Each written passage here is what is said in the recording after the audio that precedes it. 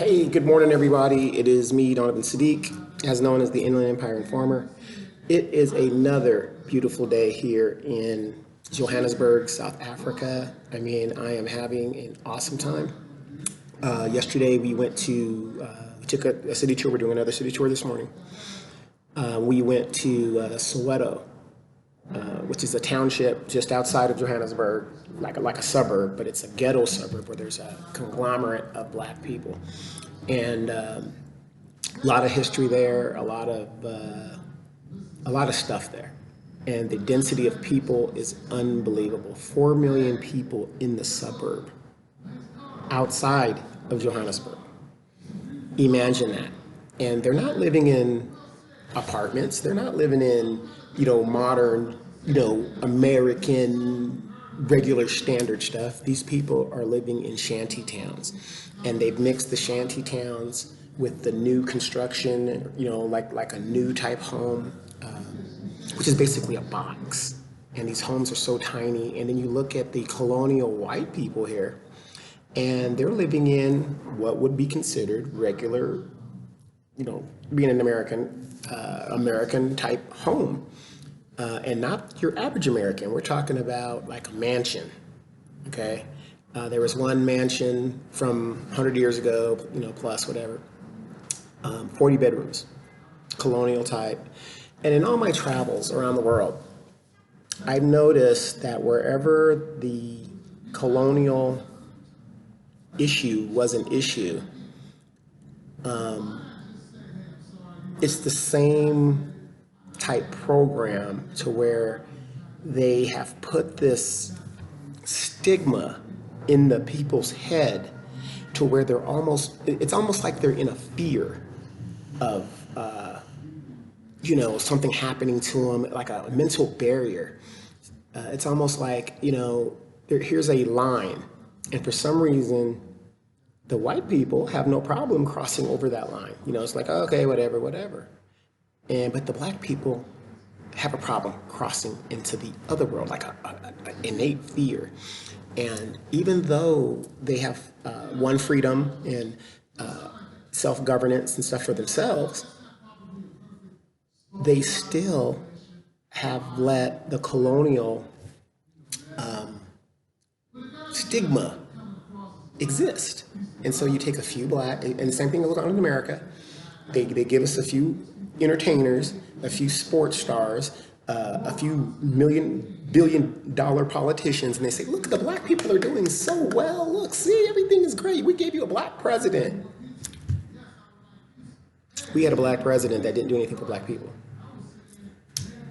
These people have black government, black representation everywhere, black entrepreneurship everywhere, and there's still a very, very bad disparity between the rich and the poor.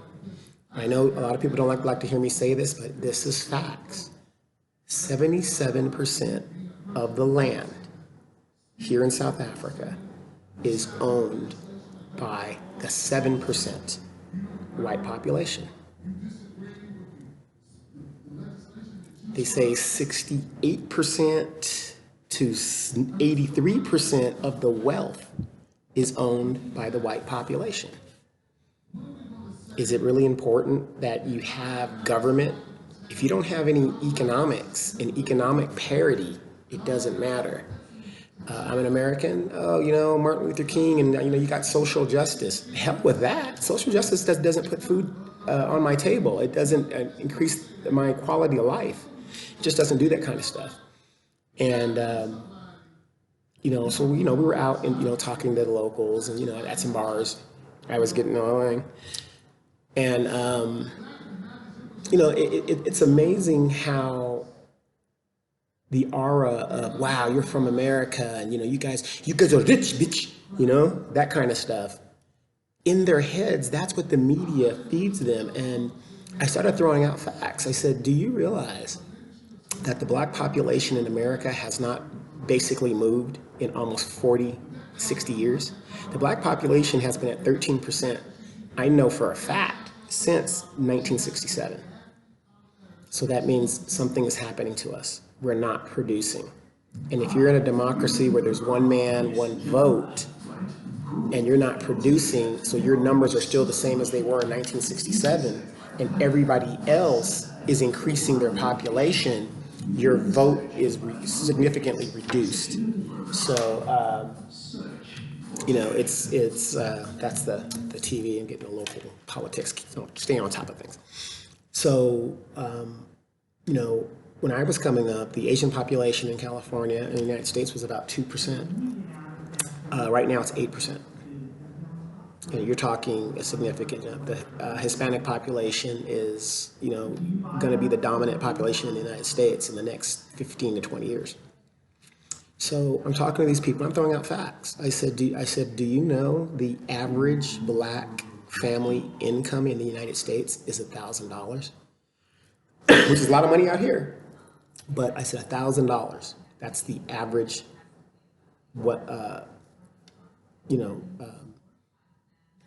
household wealth of a black family.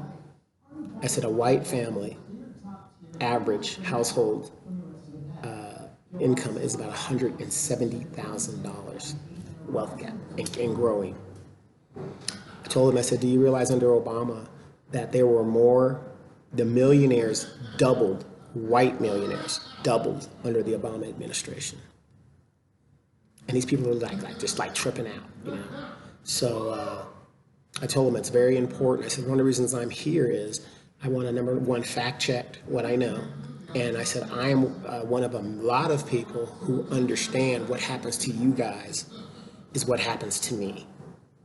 It's exact parallel. You can call it whatever you want. You can dress it up, put this on it, shave it, and, you know, make it look nice.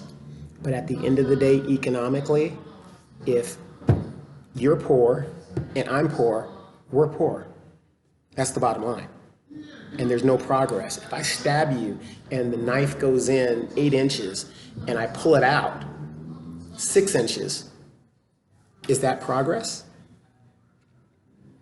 No, because I still stabbed you. There's still a wound. The knife is still in you.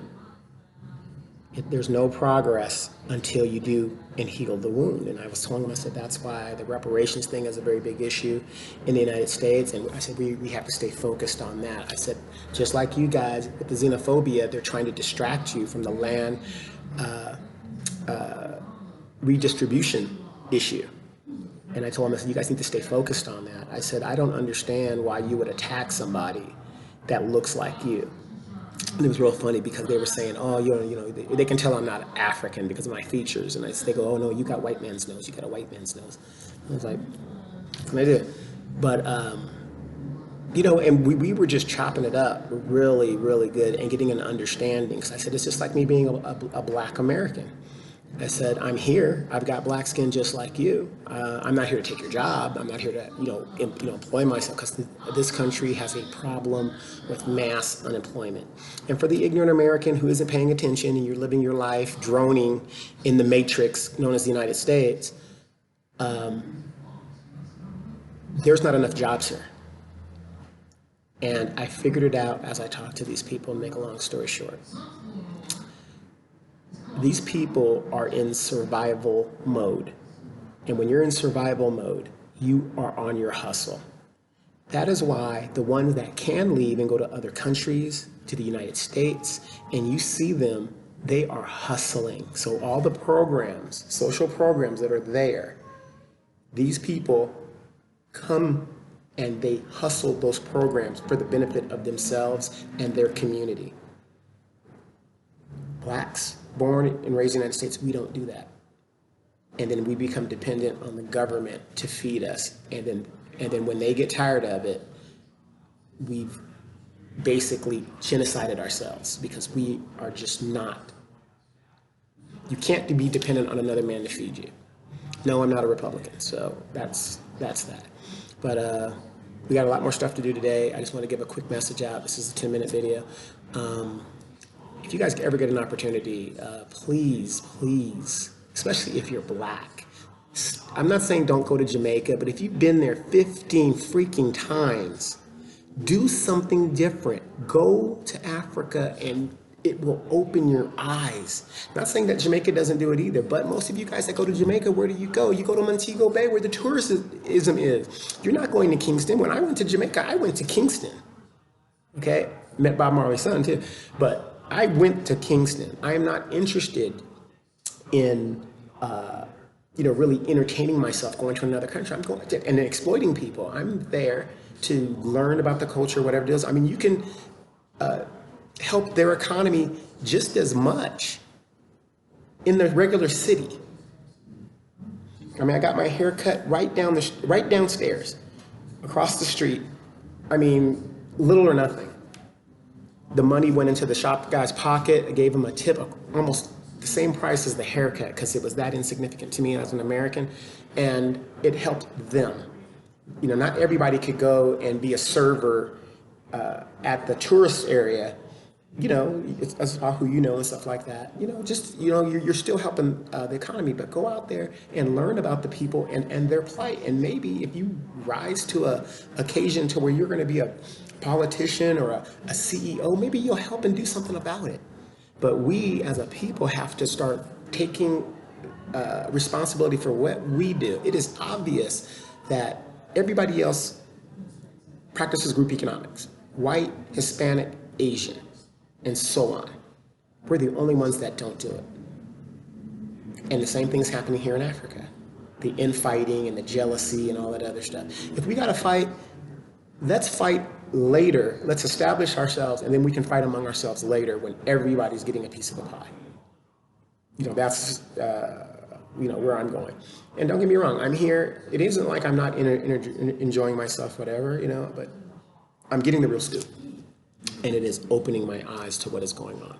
And when I get back to the United States, I'm going to be even more motivated to put the message out. And I'm definitely going to come back here. Yes, they make it expensive for us to rather, instead of going to Africa, it's cheaper just to go to, Jamaica or take a cruise and all that. We have to be concerned with what's going on with our cousins over here.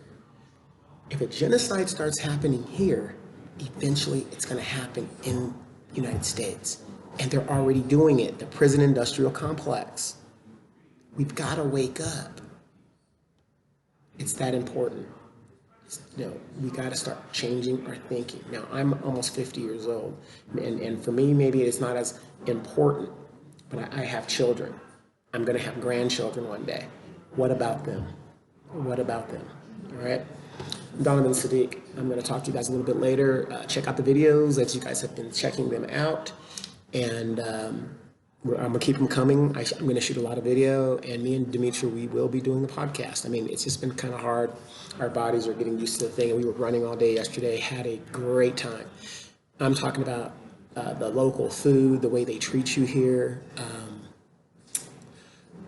Before I go, and this is kind of funny, so all my lady friends out there that are watching the video, my black lady friends. Now, my friend Dee, as you guys know, is a very curvaceous woman in her own right. Her mother was curvaceous. Her sister is curvaceous. She comes from very good stock. And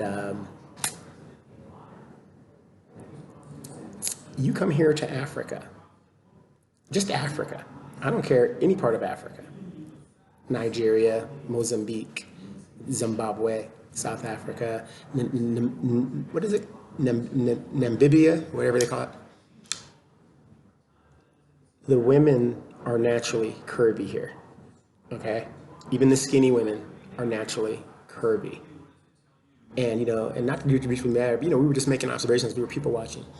And I said, I turned to her and I said, Dee, American women are hybrids of this woman. We've been watered down. That's why, like my European nose, I've been watered down because of the white in my family. So, we've taken on some of the European characteristics. So not all of us are going to be, but these people, they're a pure people. And yesterday I was given a Zulu name with a to it. I forgot the Zulu name. I can't remember the Zulu name because I can't roll my tongue. But the name she gave me means conqueror. Conqueror. And I said, that's about right. That's about right. But anyway, I just want to give you guys that. We're going to be, everything's, we're getting close to, we're not getting close, but, a couple more days, we're going to be winding down and heading over to the Seychelles and then back to Abu Dhabi and then back home. We should be home by Tuesday. And the footage that you guys haven't seen, because I shoot footage that I can't download here, because of the adapter that I have. I'll be putting that up when I get home, and it'll be rolling footage. But I'm gonna tell you guys this: I will be back to Africa. So my next trip, I'm gonna go to Ghana. So if you guys are thinking about coming to Africa to look into the slave thing, whatever, my mindset is I could care less about the slave thing. I mean, it's important, but I'm a slave in the United States. And I know it's important to see, where we jumped off, whatever the deal is. South Africa isn't kind of that area to do that. I came to South Africa because of the disparity, the blatant disparity between the rich and the poor. And I think I put up a picture of a Time magazine thing where they were showing you the most divided country in the world, and it's right here in South Africa. These people are living in shanty towns. Any building, shanty that ate back has asbestos, and people are still living in those homes. It is insane here, okay? And if you call yourself a Christian or, forget the religious stuff about it. I just say Christian because, Christians talk a good game, but they don't do a good game, okay? Because, I'm a Christian, but there's no way the conditions that I see here are acceptable. There's just no way. There's just no way, okay? I'm Donovan Sadiq, Inland Empire Informer.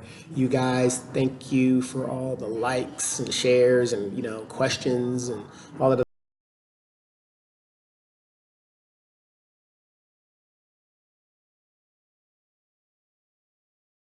a person is talking Chinese, you can't talk to him in English. You can't talk to him in Swahili. You've got to ask yourself, what language does this man speak? Then there'll be some communication. There'll be some, understanding, and that's the bottom line. So if this man speaks violence, he doesn't understand somebody who's speaking nonviolence. You've got to speak his language. And then, if he's got a gun and you got a gun and he's got a bat and you got a bat, you'll find that there's understanding between those people because they know what's going to happen if, they don't understand each other's meanings. And that's where I'm going. All right, you guys, it's going to be a great day. South Africa, God's country, it's beautiful. I thought there was a bullet train here. I saw something on YouTube. They're thinking about doing the bullet train to Cape Town. I'm definitely coming back. I got a friend in Kenya. I want to go and do that.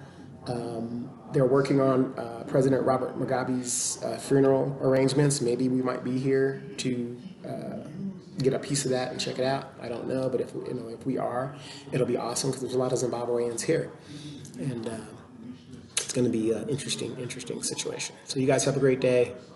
Hey, I'm enjoying myself. Stop talking about it. Go do it.